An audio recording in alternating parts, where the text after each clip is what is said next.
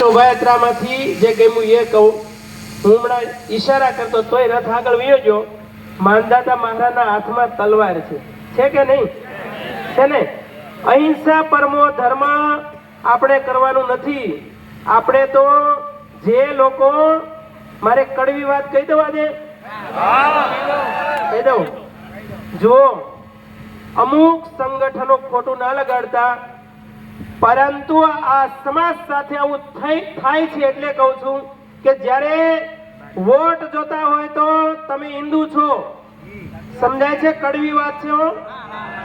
પછી દાન જોતું હોય તો તમે હિન્દુ છો, સેવા જોતી હોય તો તમે હિન્દુ છો, પરંતુ એક બગદાણાની મેટર બને, ન્યાય માટે ભીખ માંગવી પડે ત્યારે તમે હિન્દુ નથી? ત્યારે તો ભીખ માંગવી પડે છે.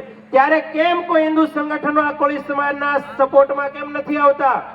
જ્યારે બગદાણામાં તમે વિચારજો, 90 સંગઠનો હાલે છે કોળી સમાજના, અને અહીંયા પણ ચાલતા હશે, પણ ન્યાયની વાત આવે, હકની વાત આવે, અધિકારની વાત આવે, અમારે પાવર જોઈએ છે, એની વાત આવે તો તમને સાઈડમાં ઇગ્નોર કરી દેવામાં આવે છે. આ કડવી વાસ્તવિકતા છે કે નહીં?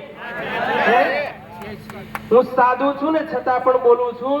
આ વસ્તુ આંખ તમારી ખોલવા માટે આપણે આ દેશમાં એક અમુક સિસ્ટમ પ્રમાણેના હિન્દુઓ છે, અમુક ઓબીસી એસટી એસસી ના હિન્દુઓ છે, એને સાઈડમાં શા કામ કરવામાં આવે છે? એક વસ્તુ યાદ રાખજો કે આ દેશમાં બિરસા, ફુલે, આંબેડકર, આ ત્રણેય એક થઈને રહેજો. સમજાય છે? જો ભવિષ્યમાં પાવરમાં જવું હોય ને તો, નહીં તો વીઆઈપી ગુલામી કરીએ જ છીએ. સમજાય છે ને? અને એવી વીઆઈપી ગુલામી આઝાદ ભારતમાં નથી જોઈતી.